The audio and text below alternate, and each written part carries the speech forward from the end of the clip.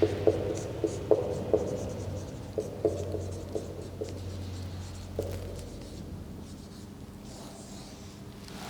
Students, आज अपने करने जा रहे हैं कोर्डेटा में lecture number 99।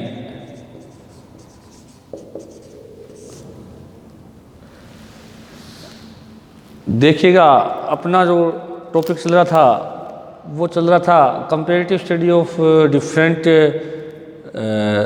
Group of Chordata. और मैंने कल बताया भी था कि आपको हमें एनाटॉमिकल जो कंपैरेटिव स्टडी है एनिमल्स की वो करनी है, जिसके अंदर हमें पीसेज, एम्फीबिया, रेप्टाइल, एवीज और मैमेलिया, इन पांचों ग्रुप के एक सदस्य है, जिसमें मैंने बताया था आपको स्कोलियोडोन को देखेंगे अपने ग्रुप पीसेज से। उसके बाद में आपको बताया था कि एम्फीबिया से राना टिग्रिना यानी फ्रॉग को देखेंगे। रेप्टाइल से हम यूरोमेस्टिकस हार्डविकी जो कि सांडा जिसको हम रेगिस्तान छिपकली बोलते हैं उसको देखेंगे। वेरिनस को भी देख सकते हैं, गो को भी इसमें स्टडी हम कर सकते हैं। उसके बाद में मैंने बताया आपको कि एविज के अंदर हम पीजन कोलम्बा लिविया को देखेंगे और मेमेलिया के अंदर हम रेविट ओरिक्टोलेगिस को देखेंगे। ये बात मैंने आपको कल बताई थी। तो उसी संदर्भ में हम कंपैरेटिव स्टडी जो कर रहे थे, उसके अलावा उसमें हमने बात की थी कि जो स्कोलियोडोन हम शुरू कर रहे हैं, कल जो आपने थोड़ी स्टार्टिंग की थी इसके बारे में पढ़ा था आपने। स्कोलियोडोन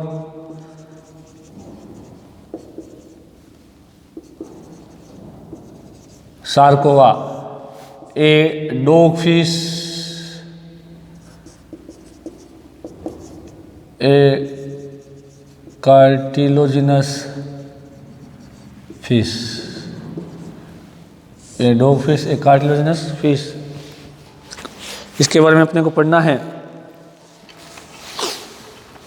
देखिएगा, इसको कार्टिलोजिनस फिश क्यों कहा जाता है, कल मैंने बताया था क्योंकि इसका जो अंतकंकाल है वो किसका बना होता है, उपास्थि का बना होता है। एंडोस्केलेटन किसका बना होता है, कार्टिलेज का बना होता है। और डॉग फिश क्यों कहते हैं, क्योंकि सूंघने की क्षमता किस जैसी होती है, कुत्ते जैसी क्षमता, कुत्ते जैसी होती है। और सार्कोवा का मतलब होता है काली सार्क, सार्क, जिसका मतलब मैंने बताया था कि तमिल के अंदर जो है काली सार्क, सार्कोवा को काली सार्क कहा जाता है। तमिल के अंदर मतलब सार्कोवा का मतलब काली सार्क होता है। क्यों होता है, क्योंकि इसकी पृष्ठता जो होती है गहरे काले रंग की होती है, जिस कारण से क्या होता है कि जो गहरे काली रंग या स्लेटी रंग की होती है, जिस कारण क्या होता है कि सार्क की तरह दिखाई देने के कारण, या इसके अंदर जो कार्टिलेजन्स के अंदर मोस्टली सार्क को रखा गया, तो इस कारण इसको काली सार्क भी कहा जाता है, सार्कोवा स्पीशीज का नाम रखा गया है। अब देखिएगा, हमने कल एक बात की थी कि एम थीलियम पेलम जो थे 1928 के अंदर इसका विस्तृत अध्ययन करके अपने को इसके बारे में संपूर्ण जानकारी उपलब्ध करवाई थी।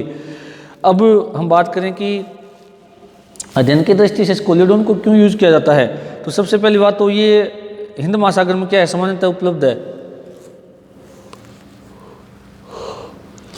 हिंद महासागर में क्या आसानी से उपलब्ध है। दूसरा क्या होता है कि अंतःकंकाल उपास्थि का बना होने के कारण क्या इसका हम विच्छेदन जो है आसानी से कर सकते हैं, यानी इसका डायसेक्शन जो हम आसानी से कर सकते हैं। उसके अलावा जो इसका जो शेप एंड साइज जो होता है वो क्या है कि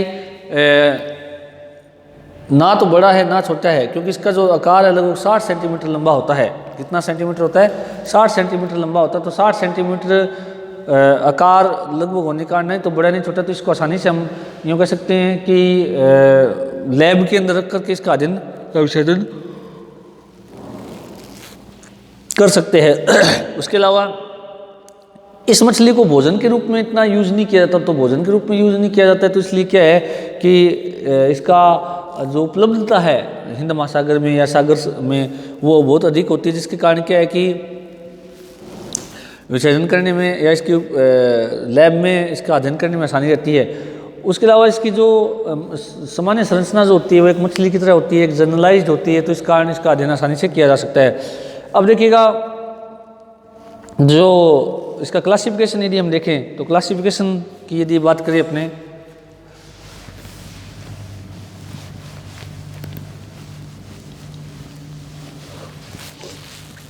तो फाइलम इसका कोर्डेटा, सब फाइलम वर्टिब्रेटा है।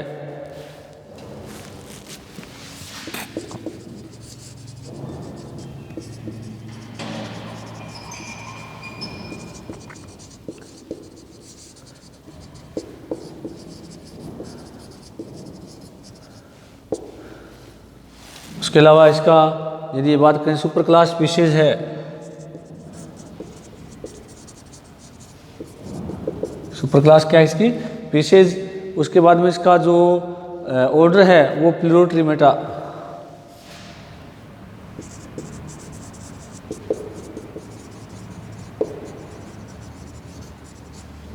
जीनस स्कोलियोडोन, स्पीशीज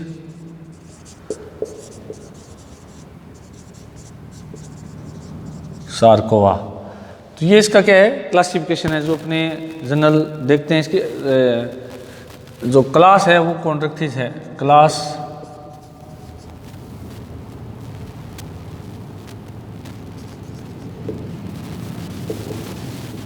कॉन्ट्रैक्टिस है। तो ये इसका क्लासिफिकेशन है, phylum Chordata, sub phylum Vertebrata, super class species, class कॉन्ट्रैक्टिस, ऑर्डर प्लूरोट्रिमेटा, जीनस कोलियोडोन और जाति कौन सी इसकी सार्कोवा है। अब देखिएगा यदि इसका हम देखें हैबिट और हैबिटेट और डिस्ट्रीब्यूशन की यदि हम बात करें तो ये अपने भारतीय प्रशांत महासागर और जो अटलांटिक महासागर है वहाँ पर मोस्टली ये पाई जाती है। इसकी लगभग 9 जातियाँ हैं जिसमें से केवल 4 जातियाँ जो है भारतीय समुद्रों में पाई जाती है। कुल 9 जातियाँ जिसमें से भारतीय समुद्रों में कितनी पाई जाती है, इसकी 4 पाई जाती है, जिसमें स्कोलियोडोन सार्कोवा, स्कोलियोडोन पेलासोरा, स्कोलियोडोन डुमेरिली और स्कोलियोडोन वाल्बेमी। ये 4 जातियाँ जो भारत के अंदर क्या मोस्टली पाई जाती है। और जो स्कोलियोडोन सार्कोवा है ये सबसे अधिक और जिसका अध्ययन किया गया वो ये एक जाति है। अब हैबिट और हैबिटेट की यदि हम बात करें तो हैबिटेट की यदि देखें तो ये समुद्री तो होती है, कार्निवर्स और प्रेडियस नेचर की होती है, यानी कि ये मांसभक्षी और परभक्षी दोनों प्रकार का स्वभाव रखती है। इन दोनों प्रकार के लक्षण इसमें भोजन के लिए पाए जाते हैं। और ये केकड़े, लोबस्टर्स जो हैं और अन्य जो छोटी मछलियाँ उनका क्या करती है, शिकार करती है। क्योंकि अपने इसके देखेंगे जो दांत होते हैं, इसका जो मुख होता है वो अधर सतह पर होता है और मुख अधर सतह पर होने के कारण इसके दांत जो होते हैं वो नुकीले और सी आकार से मुड़े हुए होते हैं जो अपने को बाहर से एकदम स्पष्ट रूप से दिखाई देते हैं। उसके अलावा इसके जो दांत है वो बहुत ज़्यादा नुकीले होने के कारण के ये शिकार को आसानी से पकड़ लेते हैं। अब इसके यदि हम बात करें तो इसमें सेक्सुअल डायमॉर्फिज्म पाया जाता है और लैंगिक द्विरूपता पाई जाती है। साथ में इसमें क्या होता है कि नर और मादा दोनों अलग अलग होते हैं और नर और मादा को हम आसानी से अलग अलग पहचान सकते हैं। जैसे नर के अंदर क्या होता है कि एक क्लैस्पर नामक ऑर्गन पाया जाता है जो कि एनस के पास या क्लोएका के पास स्थित होता है। और वो क्लैस्पर जो है नर के अंदर पाया जाता है। 2 ये कह सकते हैं कि नलकीनुमा संरचनाएं होती है जिनको अपने आगे स्ट्रक्चर में डिस्कस करेंगे, वो केवल नर में पाई जाती है। और नर के जो आलिंगक ऑर्गन होते हैं, यानी कि जब नर और मादा में मैथुन की क्रिया होती है तो उस समय क्या करते हैं वो शुक्राणुओं को मादा जनन छिद्र में छोड़ने का काम करते हैं। जो नर के अंदर पाए जाने वाले क्लैस्पर के कारण इसके अंदर लैंगिक द्विरूपता पाई जाती है।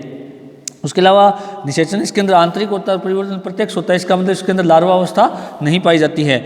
और जरायुज होती है, क्या होती है जरायुज, यानी पूर्ण जो विकसित शिशु को जन्म देती है, क्योंकि इसके अंदर गर्भाशय पाया जाता है इसलिए इसके क्या ही जरायुजता का लक्षण पाया जाता है। तो अपने बात करें इसके हैबिट और हैबिटेट की।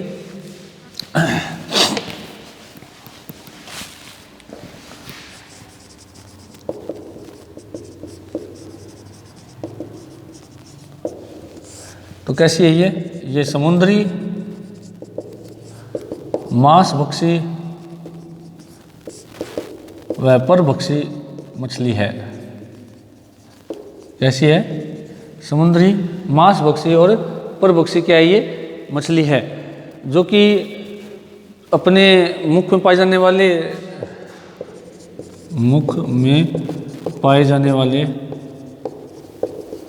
वाले तीक्ष्ण दंतों से शिकार करती है। क्या करती है, शिकार करती है। नर व मादा अलग अलग होते हैं व सेक्सुअल डायमॉर्फिज्म पाया जाता है।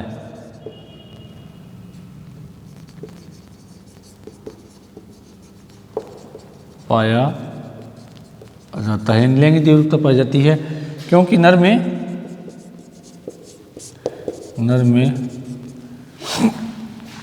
क्लैस्पर नामक ऑर्गन प्रेजेंट होते हैं।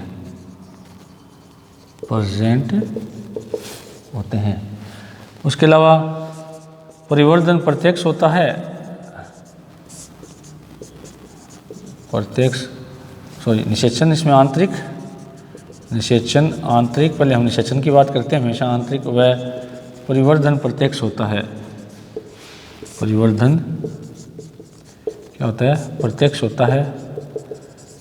जरायुज होती है, विविपेरिटी, जरायुज मछली है क्योंकि पूर्ण विकसित शिशु को जन्म देती है।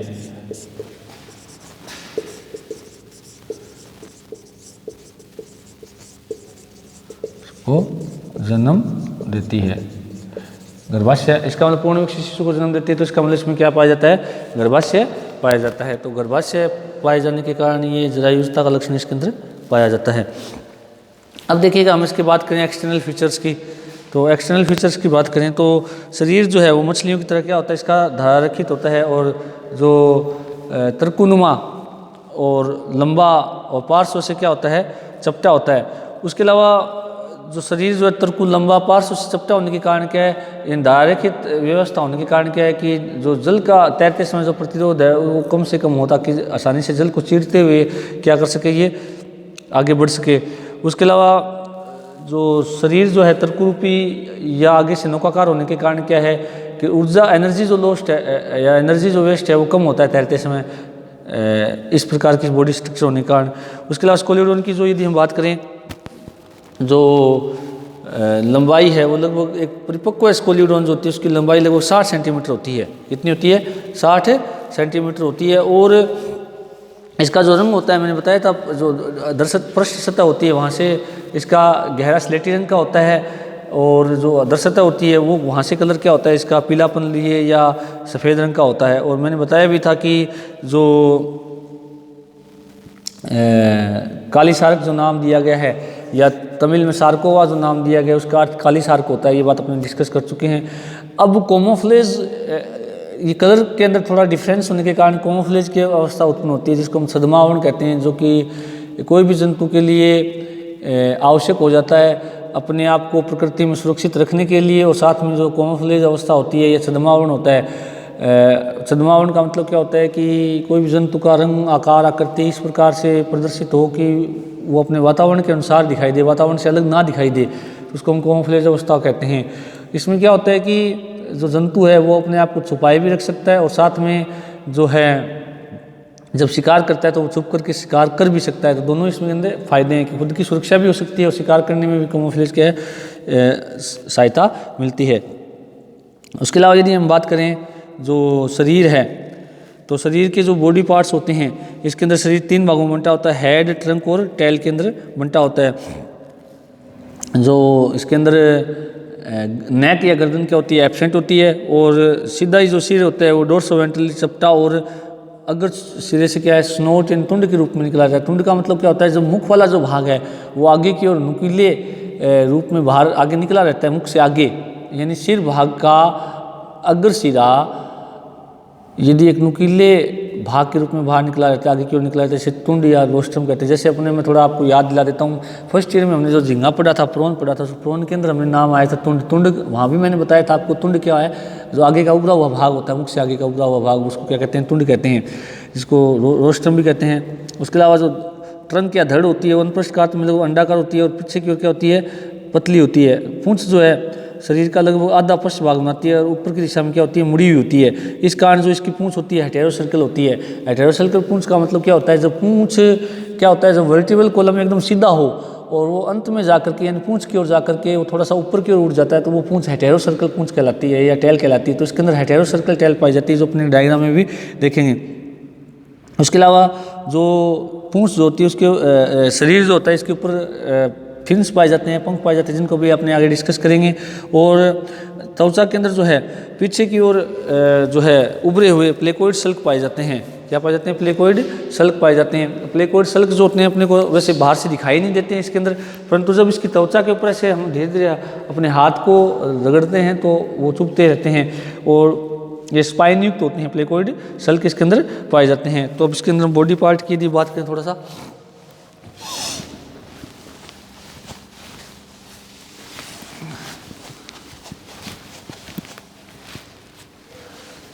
बॉडी पार्ट्स, शरीर, हेड, ट्रंक व टेल में बंटा होता है। क्या होता है, तीनों में बंटा होता है।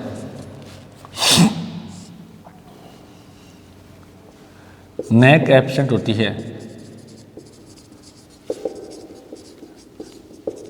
नेक क्या होती है, एब्सेंट होती है। हेड आगे की ओर तुंड या रोस्ट्रम में उभरा रहता है। किसमें रहता है, रोस्ट्रम में, तुंड में क्या रहता है, उभरा हुआ रहता है। उसके अलावा यदि बात करें त्वचा पर, प्लेकोइड स्केल्स पाए जाते हैं। प्लेकोइड क्या पाए जाते हैं, इसमें स्केल्स पाए जाते हैं।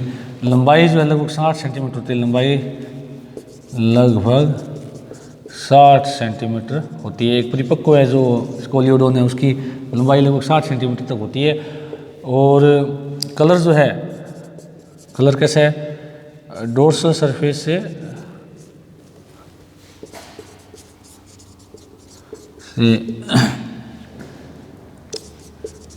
गहरा भूरा या स्लेटी ग्रे, स्लेटी व अधर सतह से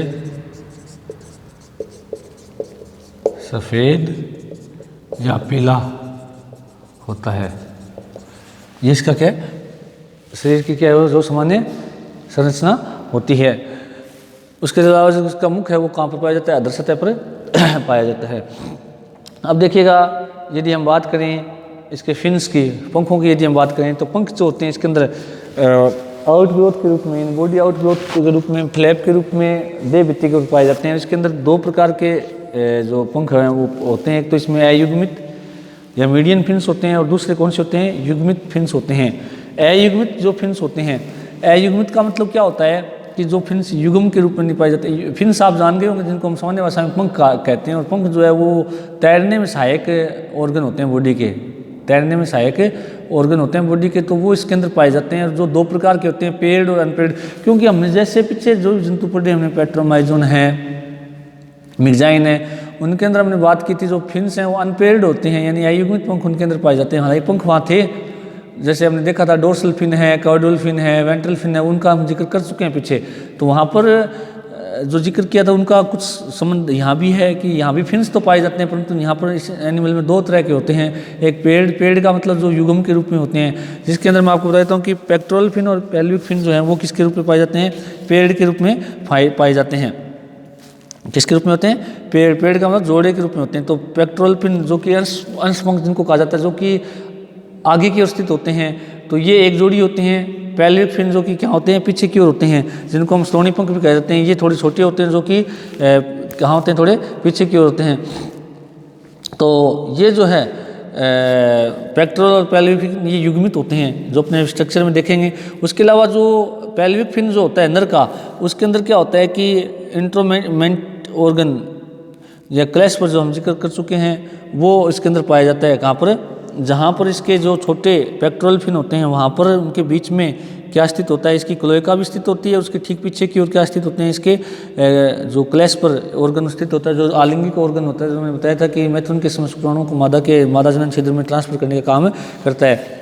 उसके अलावा यदि हम बात करें इसके अंदर जो 2 नंबर हैं अयुग्मित पंख, जिनको मीडियन फिन्स भी कहते हैं, ये अयुग्मित फिन्स जो होते हैं ये क्या होते हैं कि युग्म के रूप में नहीं होते हैं, ये सिंगल होते हैं। इसके अंदर first dorsal fin, second dorsal fin, उसके अलावा कॉर्डल फिन जो है, उसके अलावा वेंट्रल जो फिन है, और उसके अलावा वेंट्रल फिन, ये जो डोर्सल फिन, वेंट्रल फिन और कॉर्डल फिन, ये तीनों ही क्या होते हैं, अयुग्मित होते हैं, यानी ये युग्म के रूप में नहीं पाए जाते हैं। हालांकि इसके अंदर डोर्सल फिन 2 होते हैं, फर्स्ट डोर्सल फिन और सेकंड डोर्सल फिन, जबकि कॉर्डल फिन कितना होता है, एक ही होता है। हालांकि उसकी ब्रांचेस 2 होती है, एक तो अपर लोब कहलाती है और एक क्या कहलाती है, लोअर लोब। तो होती जो कॉर्डल फिन है वो संख्या में एक ही है। उसके अलावा जो वेंट्रल फिन है ये भी संख्या में कितना होता है, एक ही होता है, जो वेंट्रल पोजीशन पे, क्योंकि डोर्सल, वेंट्रल, पेक्टोरल, पेल्विक, ये वैसे मैं बताता हूँ जहाँ पर स्थित है उस स्थिति के आधार पर इन फिन्स का क्या रखा गया, नाम रखा गया है। और सारे के सारे जो फिन्स होते हैं ये क्या है, इसको तैरने में क्या होते हैं, सहायक होते हैं। उसके अलावा मैंने बताया था इसकी जो पूंछ होती है जो अंतिम सिरे पर स्थित होती है, ये हेटेरोसर्कल टेल होती है। हेटेरोसर्कल क्या होती है मैंने बताया था, जिसको हम विषम पाली भी कहते हैं हिंदी में।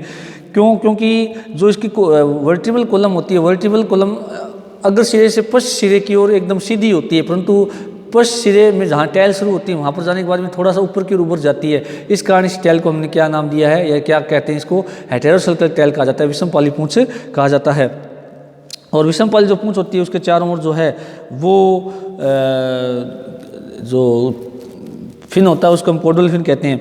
उसके अलावा जो हेटेरोसर्कल जो फिन होती है उस फिन के और जो वेंट्रल फिन होता है उनके बीच के अंदर जो है इसके अंदर जो है पोजीशन ऑफ क्लोएका पाई जाती है, यानी क्लोएका की क्या होती है, इसके अंदर पोजीशन पाई जाती है, यानी क्लोएका स्थित होती है। क्लोएका आपको बताया था कि क्या चीज़ होती है, कि जहाँ मूत्र उत्सर्जन, उत्सर्जन छिद्र, जनन छिद्र और जनन छिद्र एक ही छिद्र के रूप में खुलते हैं, उसको हम क्या कहते हैं, क्लोएका या ऑस्कर कहते हैं। उसके बाद में इसमें जो पूछ पंख होता है उससे 5 सेंटीमीटर आगे और वेंट्रल या एनल फिन क्या होता है, स्थित होता है।